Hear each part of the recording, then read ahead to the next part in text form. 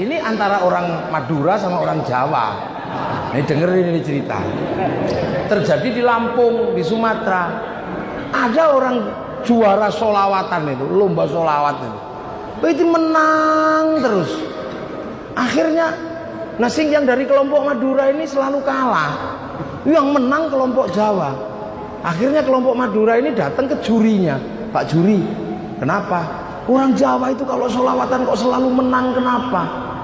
Oh, itu karena suaranya ngelik-ngelik. Tahu kan ngelik-ngelik kayak itu ngelik kalau orang Jawa. Makanya langsung orang Madura ini pulang. Kita sudah tahu rahasianya. Pokoknya kalau kita mau menang, ngalahkan orang Jawa, solawatnya harus ngelik-ngelik. Oh, iya ya nanti. Akhirnya begitu pas hari lomba, nanti kita ngelik ya. Wah, akhirnya begitu naik pegang tangtung. Salatullah li salamullah li ala qahali rasulillah li.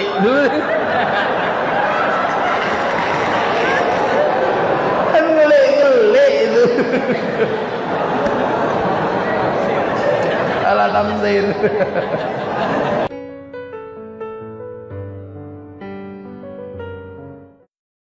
Nah, maulid ini menghasilkan pemahaman terhadap Rasulullah, tapi santri sini nggak pernah denger, santri sini nggak pernah lihat. Maka apa yang dilakukan? Membangun mahabbah pada Rasulullah. Maka ada yang diajarkan sholawatan biar cinta Rasul. Kanjeng Nabi Muhammad lahir ning Makkah dinane Senin 12 Mulud tahun gajah. Ada yang marhaban ya nurul aini, marhaban marhaban marhaban jantal husaini, Allah marhaban marhaban. Ini santri. Kalau yang santri yang lebih muda lagi sukanya simtud duror. Wassalamun samirun kullakini atajaddad. Santri muda, santri yang tua, halo ya Nabi, salam alaika. Itu. Makanya ada yang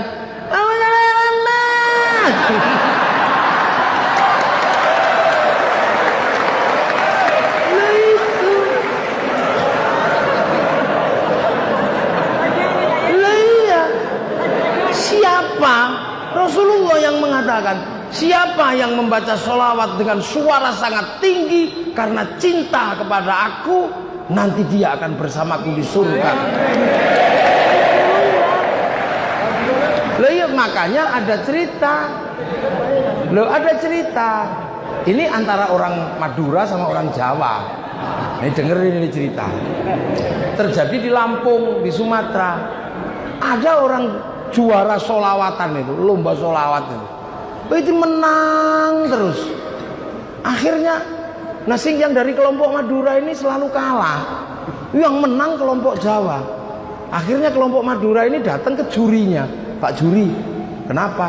Orang Jawa itu kalau solawatan kok selalu menang, kenapa? Oh, itu karena suaranya ngelik-ngelik. Tahu kan ngelik-ngelik kayak itu ngelik kalau orang Jawa. Makanya langsung orang Madura ini pulang. Kita sudah tahu rahasianya. Pokoknya kalau kita mau menang, ngalahkan orang Jawa, solawatnya harus ngelik-ngelik. Oh iya ya nanti.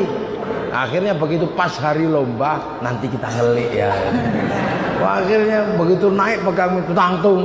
Salatullah li salamullah li ala qahali rasulillah li.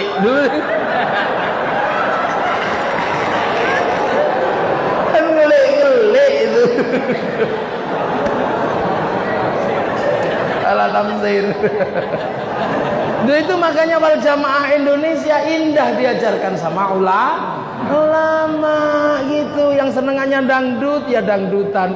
Ya Rasulullah salamun alaik ya Rafi Asya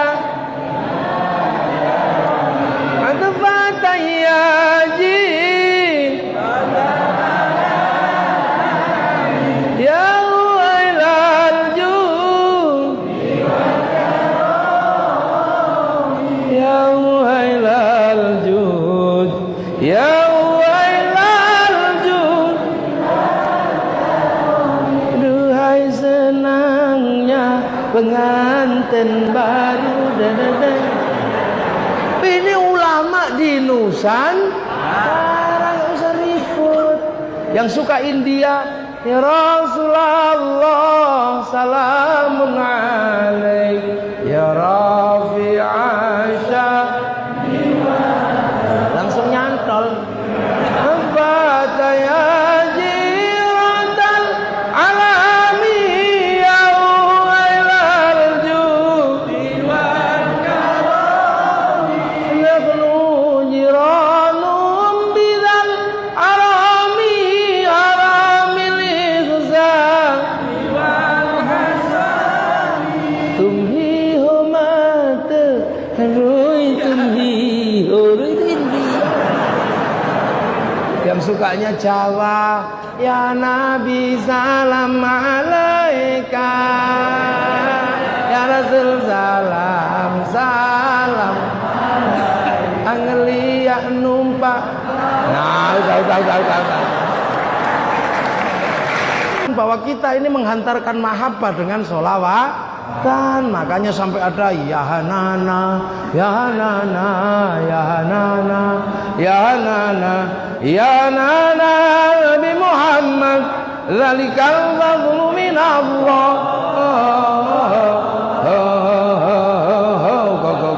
Ya Nana. Orang Rogo Jampi nggak ngerti artinya, akhirnya gue gendero ya Nana. Ini khas Islam di Indonesia, nggak usah protes gayamu lo gitu. Makanya orang-orang sini mampu menghantarkan mahabbah kepada Rasulullah. Hasilnya apa? Orang-orang yang penuh cinta pada Rasulullah. Makanya sholawatan ada yang joget-joget, ada yang anta syamsun, anta badrun. Ini tanda cinta. Cinta itu pasti melahirkan gerakan yang indah. Lihat pacar dari jauh, yes. Cinta Rasul ya nana. Menghasilkan pujian-pujian, anta syamsun anta badrun, dek wajahmu seperti purnama. Sampean protes dengan kalimat cinta dengan bahasa fikih, sampean yang kunslet. Hulu itu berlebihan. Masa cinta kok anta syamsun anta badrun? Kamu tidak mengenal cinta. Kalau bahasa cinta dilihat dari fikih, rusak semua. Dek, sehari aku tidak bertemu denganmu, mati aku. Nah, itu kalau dilihat dari ilmu fikih, ya musyrik. Makanya hati-hati sembian. Lu itu dah sekarang orang lihat itu musyrik, itu berlebihan. Anta syamsun anta badrun, ya Rabbi bil Mustafa. Lu kalau orang cinta itu, dek, aku ingin sehidup semati bersamamu. Matiku karena matimu, hidupku karena hidupmu. Ayo musyrik tok nih kalimat. Nah, itu makanya jangankan bahasa mahabbah dengan bahasa fikih, Quran dengan Quran kalau tidak dikasih ilmu orang bisa konslet. Siji khalaqas samawati wal arda fi sittati ayyamin, yang satu idza arada syai'an ayyaqula lahu kun fayakun. Sing siji innallaha ala kulli syai'in qadir, yang satu innallaha la yughayyiru ma biqaumin hatta yughayyiru ma bi anfusihim. Quran dengan fikih iso konslet kalau enggak dikasih ilmu. Di dalam Al-Quran tegas la talbisul haqqa bil batil, tapi Imam Syafi'i dengan tegas mengatakan dalam qawaidul usulnya darul mafasid muqaddamun ala jalbil masalih, ad-daruratu tubihul mahdhurat, al-masyaqqatu tajlibut taysir. Apa kita enggak lihat di dalam Quran innani anallah la ilaha illa ana fa'budni wa ma khalaqtul jinna wal insa illa liya'budun. Tapi kenapa Ibnu Athaillah Asyakandari nulis hikam pada bab pertamanya min alamatil i'timadi alal amal nuqsanur raja'i 'inda wujudiz zalal. Ora tambahmu konslet sampean. Makanya sekarang banyak orang membicarakan sholawat dengan bahasa menggunakan ilmu fikih, enggak nyambung, malah sampean yang konslet. Bahasa cinta itu bahasa yang enggak bisa dibahas. Ingin ku mati bila tak ingat dosa, ingin rasanya aku pulang ke rahim ibu.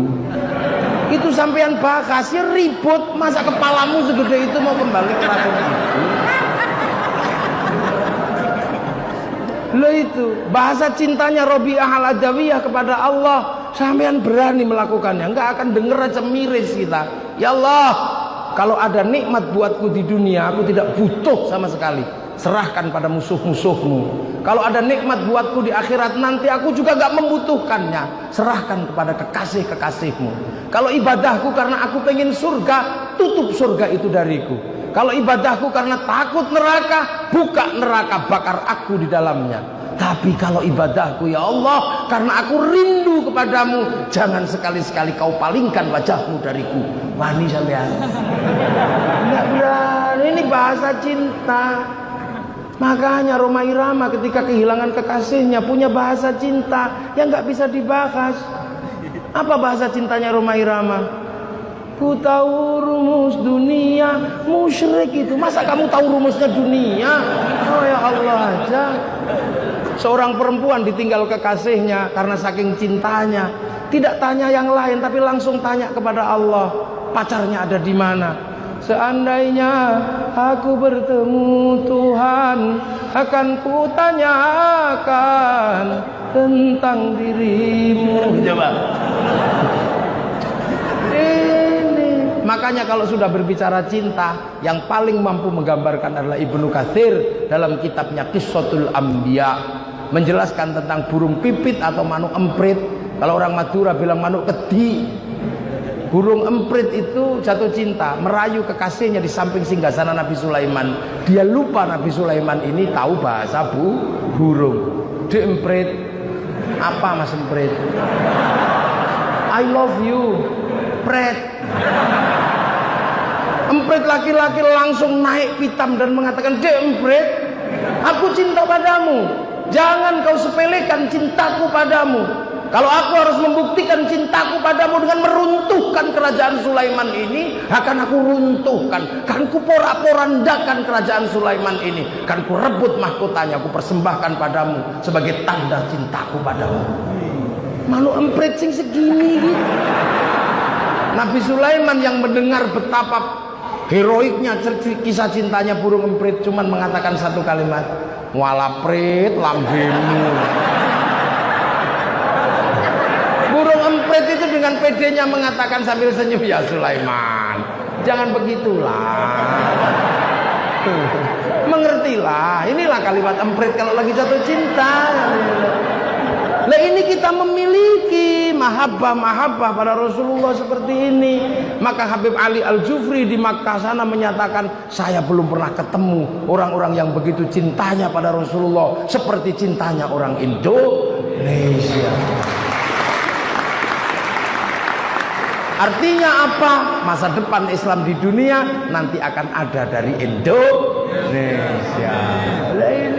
Lah itu terjadi karena sholawatan, karena maulid, karena khol. Akhirnya kita ngerti, oh asal usulnya sini. Oh dulu para wali makamnya di sana, khol di sana. Kita ke sana. Akhirnya orang Banyuwangi bisa cinta sama Gresik karena di Gresik ada makamnya Sunan Giri. Bisa mencintai Tuban karena di sana ada sepupunya namanya Sunan Bonang. Bisa mencintai Demak karena di sana ada makamnya Sunan Kalijogo. Akhirnya orang-orang seperti ini akan tumbuh cinta di mana jasad-jasad para gurunya bersemayam.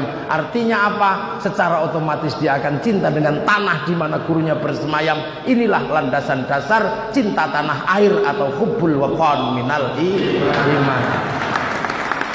Maka gak ada santri kok jadi teroris, gak ada. Suruh ngebom Surabaya, gak enak sama makamnya Sunan Ampel. Terus setiap hari ketemu kayak begini rukun.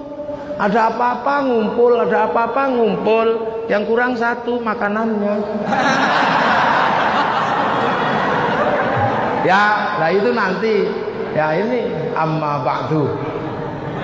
Ya ini baru muqaddimah saya. Nanti kapan-kapan tak jelasin lagi lebih panjang tentang maulid dan kelanjutannya, tentang bangsa ini seperti apa. Karena wali datang dulu itu beratnya luar biasa. Karena kita bangsa terkuat di dunia, bangsa terkuat di Asia itu Indonesia. Kerajaannya Majapahit.